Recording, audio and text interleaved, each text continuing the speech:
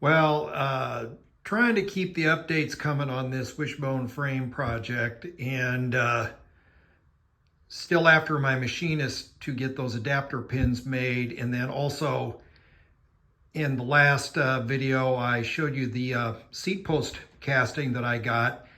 And I have to have that thing honed so it'll fit both on the seat post tube as well as the backbone. So a little bit dead in the water on the front part of the frame, but I finally think I know how I'm going to tackle the back of the frame.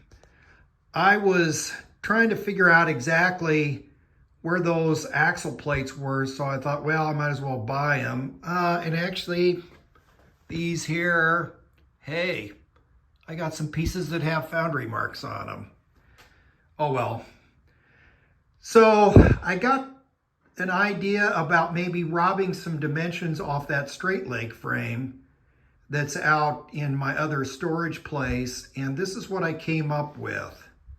I found this aluminum plate in my pile of scraps, and lo and behold, it is exactly the same width and thickness as the Harley-Davidson transmission plate. And then I just transferred the holes and bolted that in. And then what I'm going to do, this wood is just kind of an idea. What I'll do is I'll have to come up with a horizontal piece that fits exactly between the axle plates on the frame that's out in storage. And then also I'll be able to set the height on that. So out of this aluminum stock, I'm going to make those pieces. So that will bolt through the end caps and hold the axle plates in position left and right. And then this will set the height. So that will tell me exactly what I need in terms of tubes to get the axle plates mounted. You can see, even though we know the tubes are already short, you can see that that tube is bent inward.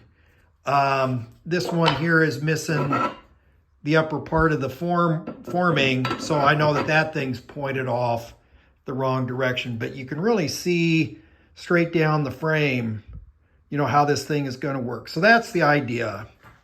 Also in my scrap pile, I forgot I had this. This is the correct toolbox mount for a Wishbone frame. So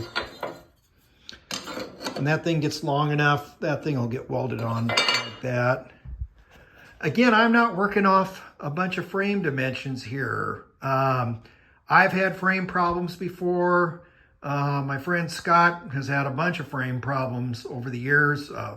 My friend Danny bought a knucklehead frame that I thought was supposed to be straight and ready to go, and that thing had to be fixed before he could use it. But on the rigid frame motorcycles, basically the transmission has to line up with the motor, and the transmission sprocket has to line up with the final drive sprocket. And if this lines up with this, and this lines up with this, well then you're going to have a motorcycle.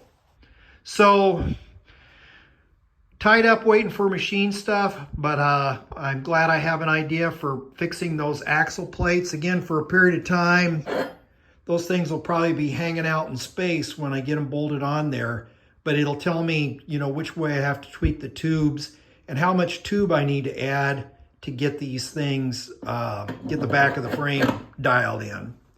So like, share, comment, subscribe, and I'll try to have an update again within a week or so if some pieces get machined. Thanks.